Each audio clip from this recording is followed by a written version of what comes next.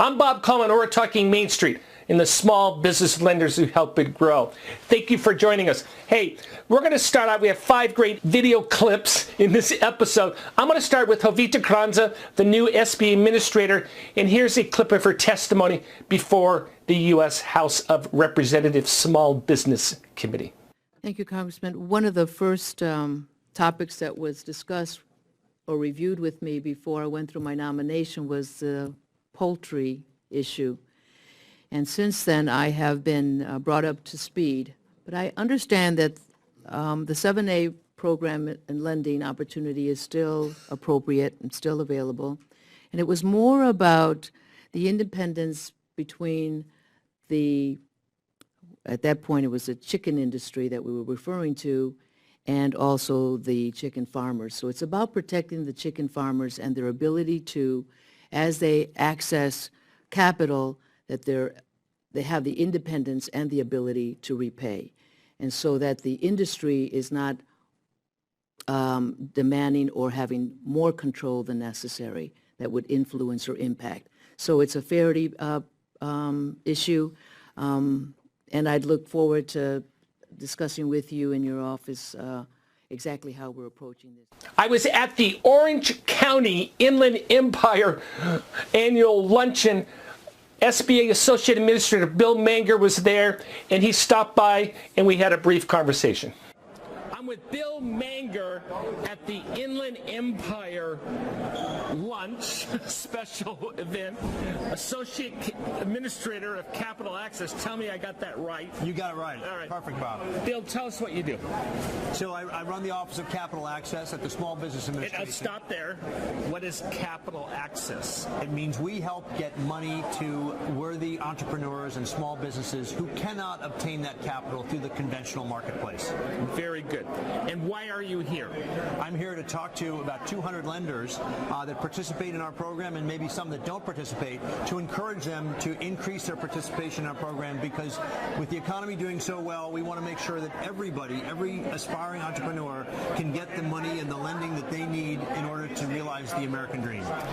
And I have to ask the question, new SOP? New SOP, we are finalizing it this week, and we are hoping to have it signed off at the agency and then put into the public domain at the beginning of March.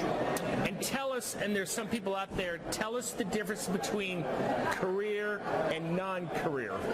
So the way the government is structured is most of the employees for the government are civil servants. Right. They're career employees, and then every 4 years, when there's a new president, the president chooses those that he or she wants to be running the agencies on behalf of the administration. And so they are the non-career political appointees that come in with an administration. So you're not a civil person. Bill, thanks for stopping by. Thanks so much. Appreciate it. Also stopping by was former SBA Administrator Hector Barreto, and nice conversation about what he's doing post-SBA in helping Main Street. I'm talking with Hector Barreto. That's right. Former SBA Administrator who served 8 years. Well, I served the better part of 2 terms, so a little over 6 years back in Washington. Awesome. Tell us what you're doing today.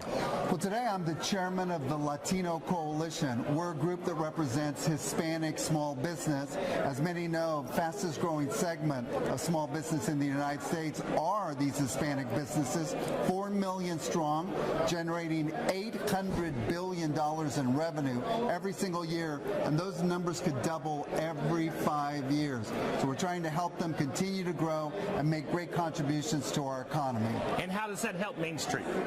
Helps Main Street in a lot of different ways, because as you know, small businesses are the ones that create most of the net new jobs. 2/3 of the net new jobs come from those small businesses, not big businesses, not government. They also are the place that a lot of the innovation comes from that still makes our economy the envy of the world.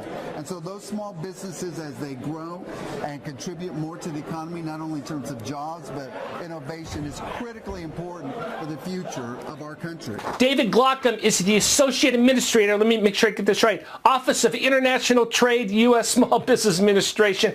Here he is talking about how important exporting is to Main Street. I'm with David Glockham out of Washington, D.C. What do you do? I run the Office of International Trade at the Small Business Administration. And what does that mean? That means we help small businesses access finance or other grant funding so that they can take their businesses global. And why is that important for the United States economy? Because small businesses that access trade and are involved in trade outperform their non-exporting competitors, and therefore Small Business Administration helps small businesses grow. We need to help them grow through global sales. One of the things I love about your program, Export Express, 90% guarantee. Correct. Not just the Export Express. We have 3 programs: International Trade Loan, tell us. International Trade Loan, Export Express program that you mentioned, and the Export Working Capital program. All come with a 90% guarantee, the highest the Small Business Administration has to offer. And we can cover things ranging from soft costs such as export development, website design, to fixed assets such as equipment, real estate, everything to working capital, providing you advance rates on your foreign accounts receivable. And what I love about this program is you don't have a set standard. In other words, you don't have to say, I need 30% of my sales in export, but if I'm a producer, a wholesaler, and I want to go into exporting, I don't have to have a specific amount, correct? Correct. Some of our programs, specifically the International Trade Loan and Export Express, can be used to help develop export markets for small business, develop their export capacity. What percentage of SBA lending goes to your program? So last year we did $750 million, so about 3% of the total portfolio, and we want that to grow substantially. So I'm a lender and I know nothing about exporting. How do I get involved with this? I understand you have something called trade centers. We do have export trade centers. We partner with the Department of Commerce, so a lot of Office of International Trade staff sit with Department of Commerce staff, working hand in hand. You can reach out to us on the SBA website. You can find all of the trade finance managers for the Small Business Administration across the entire country and reach out. Well, back in the day, you pick up the phone, but I guess now you just send an email. Well, you can still, please pick up the phone. We still answer the phone. We got our personal. You have phones? Absolutely. We have multiple phones. You can find their numbers and their email addresses online. Please reach out to us. David, thanks for stopping by. Thank you for having me. Finally, our good friend AQ stopped by, the district director for the Orange County Inland Empire office, and we had a nice conversation about what his office does and how large his office is. I'm with AQ. I don't know his real name. He will explain it to him. The district director of, used to be called the Santa Ana office, but now it's Inland Empire. So give us, what's your name, and give us a geography lesson. Wow, and I've known you how long, Bob? Long time. Yeah. Adalberto Quijada, district director of the Orange County. You gotta say that again. Adalberto, say it with me. Adalberto Quijada.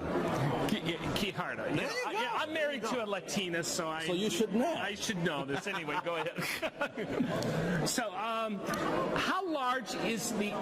Well, first of all, geography. How come you changed the name from Santa Ana in Empire? Well, we were always known as the Santa Ana District Office that started off as really a satellite office of Los Angeles.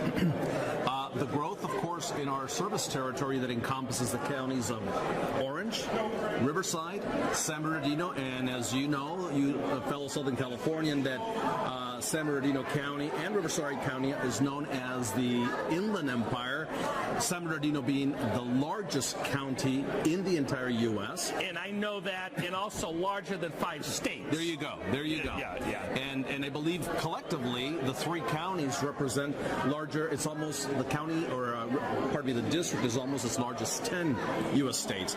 It's a very large service territory serving almost 8 million people. How much Main Street Inland Empire businesses did you serve last year? Oh gosh, it's hard to say the number of exactly the businesses. However, we were 3rd in the nation in terms of lending.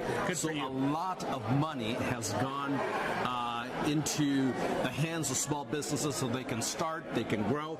And the event that we're hosting today is a testament, I believe, of the support that we have and the partnership that we have with the lending community. And in fact, we have some folks, not just, this is what we call a lender forum, because we've always had called Yeah, that. you're ahead of me. So tell me why we're here and what's going on today. Absolutely, and before I do that, but we've always called it a lender forum because this is a gathering of lenders from throughout the area, and I believe we even have some people here from New York that have found the value of being here. But we also have, unlike normally, we have two associate administrators, so two heads of departments, Bill Manger, who the lending community knows very well, and we also have David Glackham, who is the associate administrator of which is so important for Southern California. Absolutely, so important. And so the reason for this is because we felt it was an opportune time to talk about it's a new year, it's a new decade, it's a good way to start, and we wanted to have the chief of lending and also the chief of international trade, because international trade finance is also in a very strong component. And with the recent passing of the USMCA, it could not be more opportune. So, thanks for stopping by. My pleasure, and thank you for always coming to our events.